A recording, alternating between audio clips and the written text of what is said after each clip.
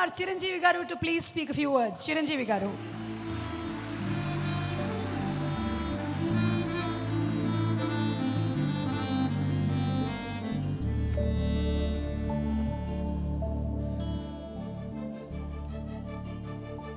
అందరికీ నమస్కారం.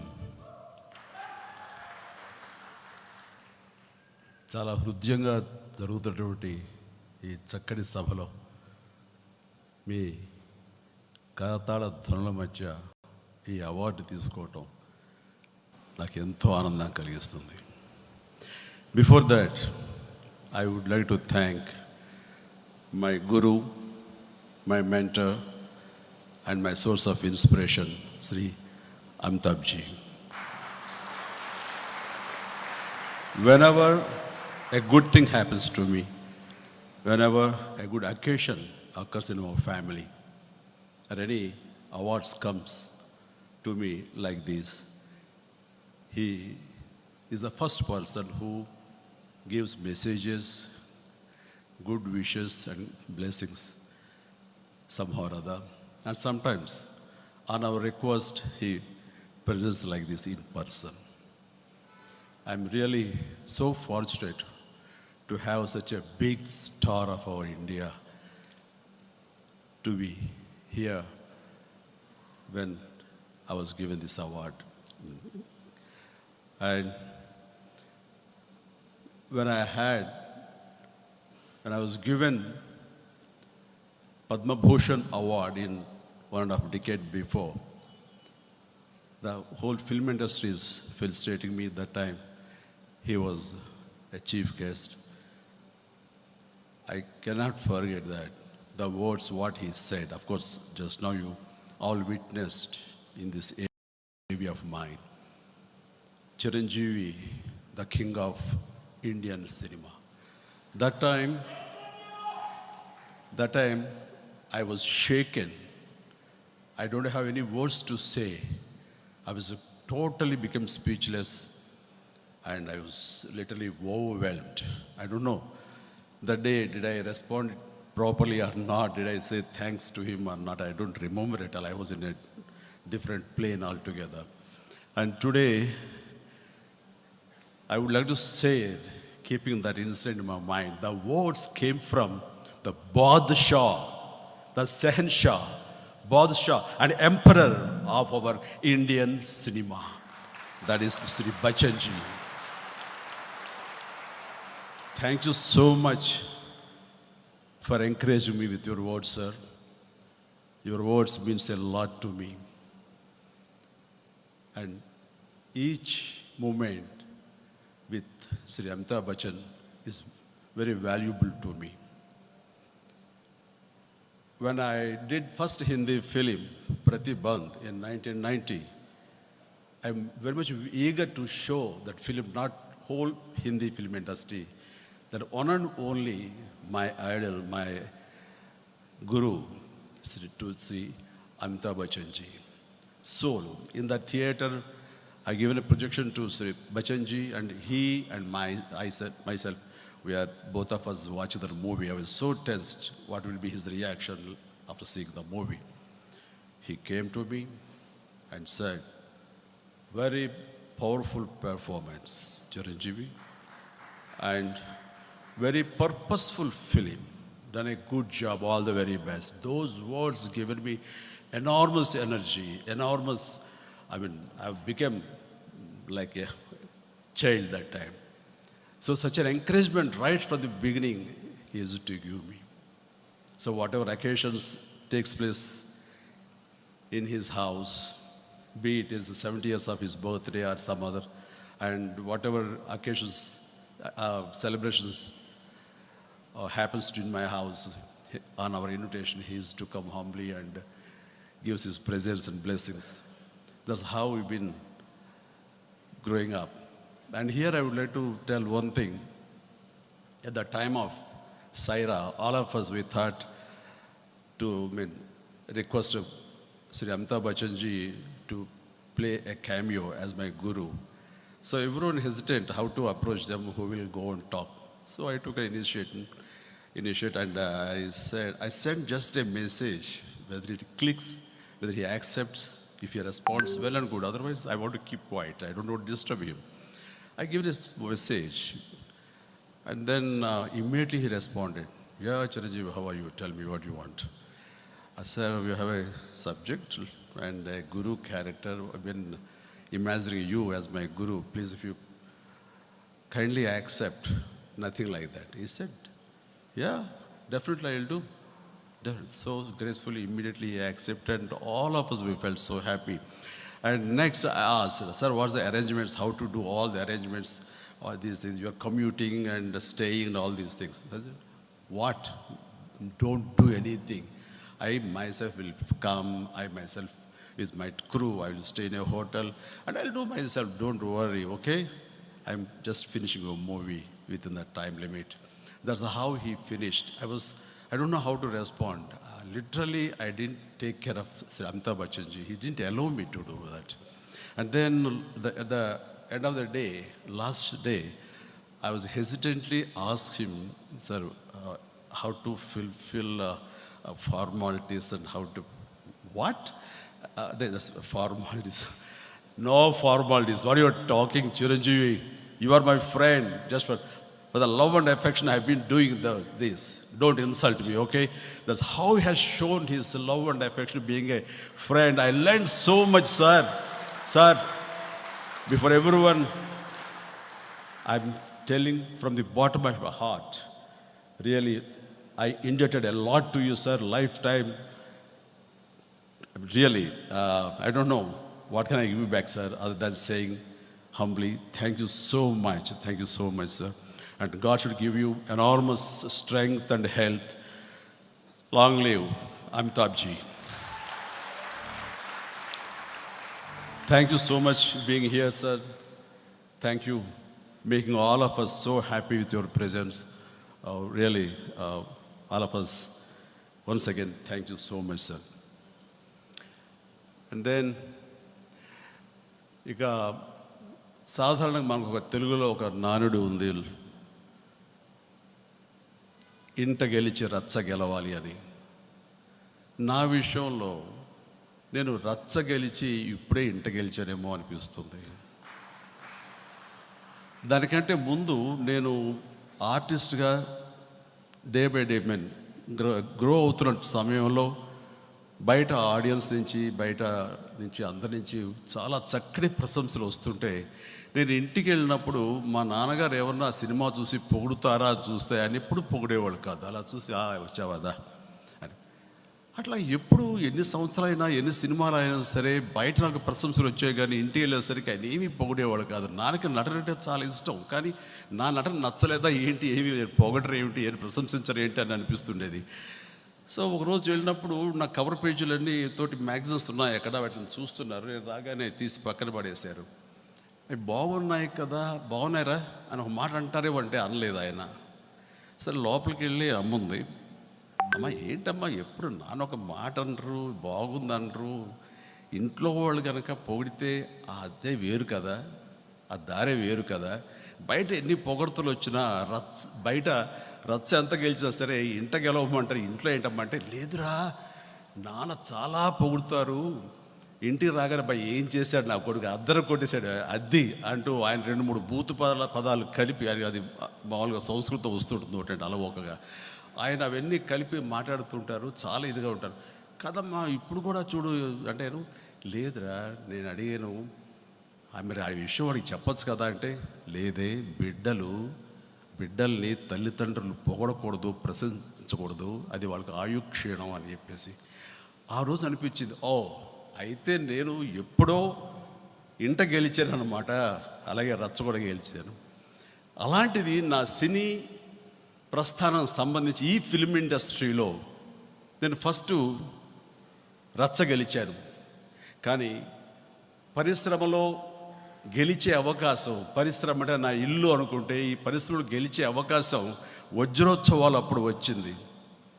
అందరూ కలిపి, ఇక్కడ చాలామంది ఉన్నారు, అందరూ కలిపి నాకు లెజెండరీ అవార్డ్ ప్రదానం చేస్తుంటే ఆ రోజు చాలా చాలా హ్యాపీ ఫీల్ అయ్యి ఎంత ధన్యుని అనుకున్నాను. కానీ కొన్ని ప్రతికూల పరిస్థితులు, కొంతమంది అది హర్షించని టైంలో నాకు తీసుకోవటం అనేది నాకు సముచితంగా అనిపించలేదు. దానికి ఆ రోజు ఒక క్యాప్స్యూల్ బాక్స్ ఉంది, అందులో పడేసి నాకు అర్హత ఎప్పుడైతే ఉందో అప్పుడే తీసుకుంటాను అని ఆ రోజున నేను అవార్డు తీసుకోలేదు. అంటే ఆ రోజు నేను ఇంట గెలవలేదు.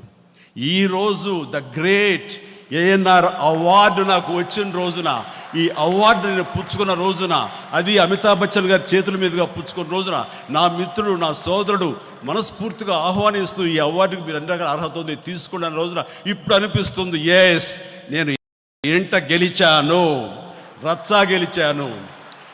అందుకనే నాకు నా ఇంటికి వచ్చినప్పుడు, నన్ను ఆహ్వానించినప్పుడు ఈ అవార్డు గురించి ఆయన సోదరుడు వెంకట్ గారు దీని గురించి ప్రస్తావించినప్పుడు ఐ వాజ్ రియల్లీ, నేను ఓవర్గా రియాక్ట్ అయ్యాను. అంటే పద్మభూషణ్లు, పద్మవిభూషణ్లు, the cine personality of the film industry, ఇలాంటివి ఎన్ని వచ్చినా సరే, లేకపోతే Guinness Book of World Records ఎన్ని వచ్చినా సరే, ఈ అవార్డు వెనకాల నా లోపల ఉన్న భావం ఇది, నా భావోద్యోగం ఇది.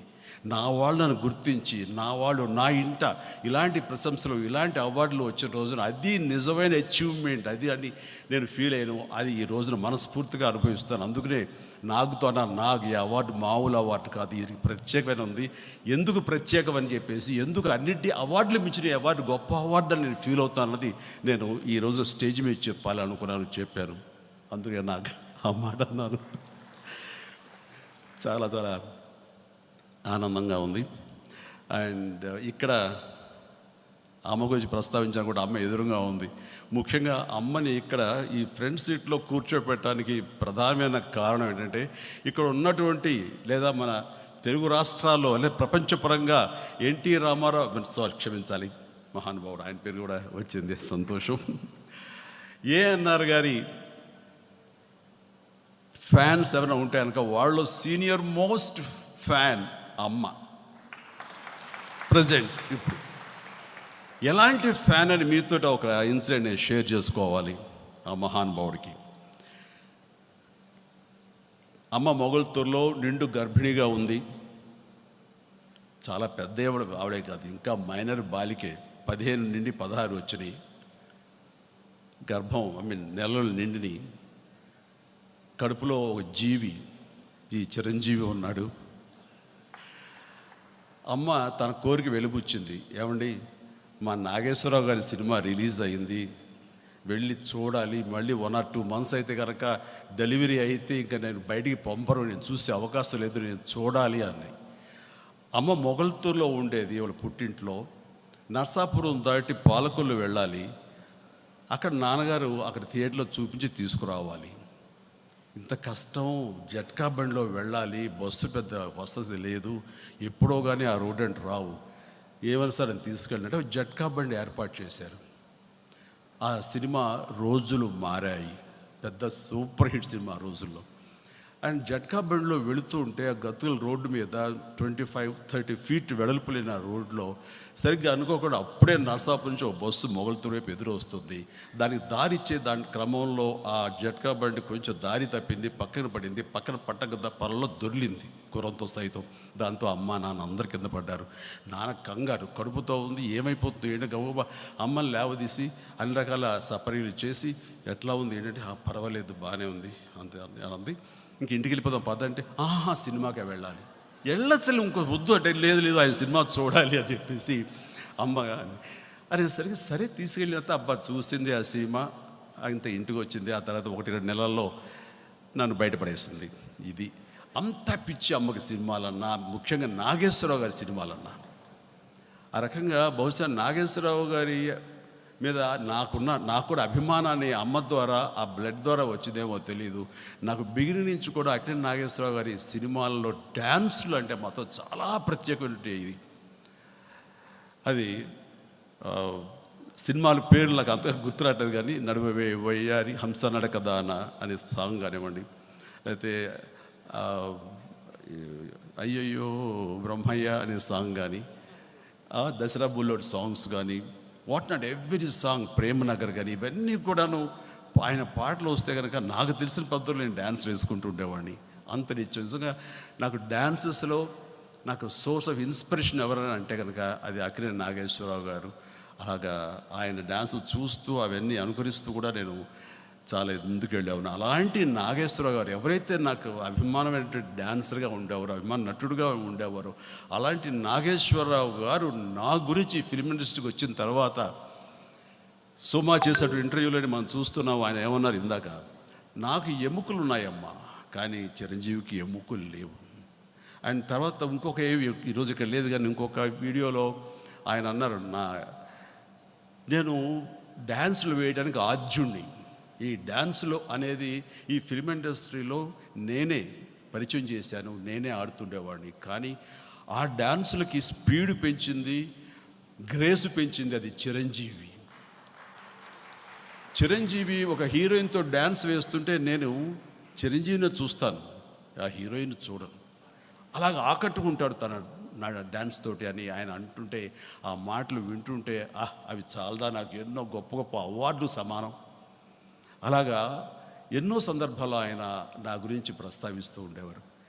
అలాగే నాకు ఆయనతోటి ఇదే స్టూడియోలో, ఆ పై స్టూడియోలో, అన్నపూర్ణ స్టూడియోలో నేను షూటింగ్ వచ్చినప్పుడు ఆయన ప్రత్యక్షంగా వచ్చి, మేము వచ్చామని తెలిసి మెడ్రాస్ నుంచి ఎలా ఉంది ఏంటని కనుక్కుంటూ, నెమ్మదిగా ఇక్కడ రావాలి, మీరందరూ షిఫ్ట్ అవ్వాలి చిరంజీవి, మీలాంటి యంగ్స్టర్స్ ఇక్కడికి వచ్చిన రోజునే ఈ పరిశ్రమ ఇక్కడ నిజంగా ఇక్కడికి బదిలీ అయ్యింది అన్న భావం వస్తుందో అటు ఎంకరేజ్ చేస్తుండే వారు. సినిమా పరిశ్రమ ఇక్కడ తరలి రావాలని ఆయన చేసినటువంటి ప్రయత్నం కానీ ఆయన చేసిన కృషి ఇదిగో ఈరోజు మనందరం అనుభవిస్తున్నాం. ఇక్కడ మనందరం సుస్థిరంగా చిరస్థాయిగా సినీ పరిశ్రమ ఇక్కడ కుదురుపడిన తర్వాత అదంతా ఆ మహానుభావుడి ప్రయత్నమే ఎప్పటి నుంచో. అలాగే వారితో నాకు పరిచయం ఏర్పడి, అలాగే ఆయన షూటింగ్స్ నేను వెళ్తూ, నేను అక్కడ షూటింగ్స్ అయితే ఆయన నా షూటింగ్ దగ్గరికి వస్తూ ఆ రకంగా పెరవేసుకుంటూ వెళ్ళింది మాకు. ఆ తర్వాత ఆయన ఒక కాలేజీ బుల్లోడు అని చెప్పేసి ఒక సినిమా చేశారు, అది సూపర్ హిట్ అయింది. బెజవాడలో దానికి 100 days ఫంక్షన్ సెలబ్రేషన్ జరుగుతున్నప్పుడు నన్ను గెస్ట్గా పిలిచారు. నేను చాలా సంతోషంగా వెళ్ళాను. అది 1991 అనుకుంటా. వెళ్ళినప్పుడు అక్కడ ఆయన పెద్ద ఆయన కదా అంటూ ఆయన ముందు వెళుతుంటే నేను వెనకాలుగా వెళ్ళాను. ఆ తర్వాత కూర్చున్నాము, జనం క్లాప్స్ కొడుతున్నారు, స్టేజ్ మీద పిలిచారు. అక్కడే నాగేశ్వరరావు చూడగానే ఆ రోజు కేరింతలు కేకలు అంతా ఇంత కదా, అద్భుతంగా ఉంది. నేను కామ్గా వెనక సీట్లో కాము ఉన్నాను. ఆయన కూర్చున్నారు, ఇంకా కేరింతలు కొడుతూ ఉంటే ఒకసారి పక్కకి తిరిగి, ఎవరి కోసం అది? సార్ మీకోసం. బాగున్నావు, నా కోసం అయిపోయింది, సాటిస్ఫై అయిపోయారు, ఇప్పుడు అది నీ కోసం, లేగు పైకి. పర్లేదు సార్ పర్లేదు. ఏంటి మొహాడు పడతావు, మీరు ముందు ఉండాలి, మాదంతా అయిపోయింది, రా ముందుకు రా అని చెప్పేసి ఆయన నన్ను ముందు నిలబెట్టి వాళ్ళందరికీ అభివాదం చేసిన తర్వాత వాళ్ళ చప్పట్లు అవి సద్దుమణిగిన తర్వాత అప్పుడు కూర్చున్నారు. ఇలాంటి సమయంలో ఎవరైనా సరే పెద్ద సీనియర్ మోస్ట్ ఆర్టిస్టులు అది ఆ వచ్చేటటువంటి ఆ ప్రశంస ఇంకోళ్ళకి షేర్ చేయడంలో ఎక్కడో కొంచెం హెసిటేషన్ ఉంటుంది, కానీ ఆయనకి అది లేదు. అంత హృదయంగా అంత పెద్ద మనసుతోటి నాలాంటి వాడిని ఎంకరేజ్ చేస్తూ చేయటం అనేది నాకు ఎనలేని గౌరవం ఆయన ఇచ్చినట్లు. ఆయన గొప్ప మనసుకి నిజంగా ఇక్కడే ఎక్కడో ఉండుంటారు, చూస్తూ ఉంటారు మహానుభావుడు. వారికి ఈ సందర్భంగా నివాళులు అర్పిస్తున్నాను. ఆ తర్వాత ఆయనతోటి నాకు మెకానిక్ అల్లుడు చేసే గొప్ప అవకాశం వచ్చింది. అది గొప్ప ఎక్స్పీరియన్స్ నాకు. ప్రతిరోజు ఆయనతో కూర్చొని గడిపే, ఆయన చెప్పే విషయాలు వింటూ, మంచి చెడు ఎలా నడుచుకోవాలని చెప్పే విషయాలన్నీ వింటుంటే కనుక ఆయన కదిలి నడిచే ఒక ఎన్సైక్లోపీడియాలాగా అనిపించేది. ఆయనతోటి మనం ఎన్నో డౌట్లు మాట్లాడుతుంటే అన్నిటికీ సమాధానం చాలా చక్కగా చెప్తుండేవాడు. ఆ రకంగా ఆయన చూసి నేను ఎంతో నేర్చుకుని ఎంతో తెలుసుకున్నాను. ఆయనతో మాట్లాడటం అనేది మరింత ఇంట్రెస్టింగ్ ఉంటుంది. ఏంటో తెలుసా, ఆ మాట్లాడే మాటలు ఎక్కడ కొంచెం రొమాంటిక్ టచ్ ఉంటుంది. అది ఆయన వదలరు. ఆయన అంత సరదా మనిషి. అది ఉన్నప్పుడు ఆయన కనిపిస్తుంది, ఆయన యంగ్ ఎట్ హార్ట్. అంత లేట్ వయసులో కూడా ఆయన చాలా సరదాగా ఉంటారు.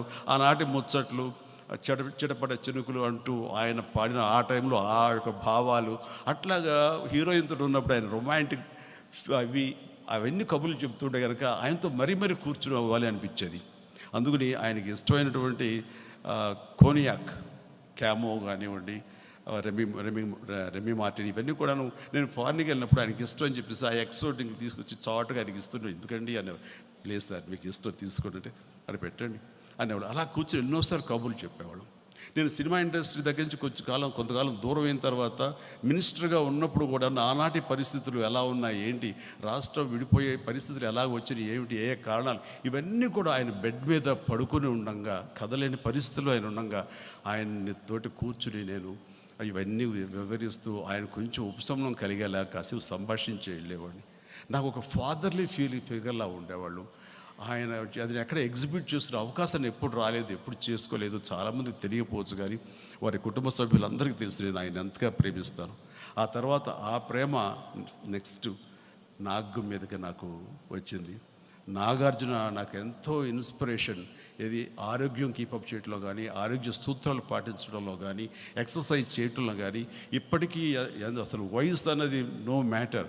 ఎప్పుడు ఆ యంగ్గా ఉండటానికి చేసే శ్రద్ధాశక్తులు కానివ్వండి, ఆయన మానసిక పరిస్థితి, ఇవన్నీ కూడా నేను అలవర్చుకుంటుంటాను, తెలుసుకుంటుంటాను, ఆచరిస్తూ ఉంటాను. ఆ రకంగా నాకు ఒక స్నేహితుడు, ఒక బ్రదరే కాదు, నాకు ఆ విషయాలు చెప్పే ఆరోగ్య సూత్రాలు తెలిపే ఒక డాక్టర్ కూడాను.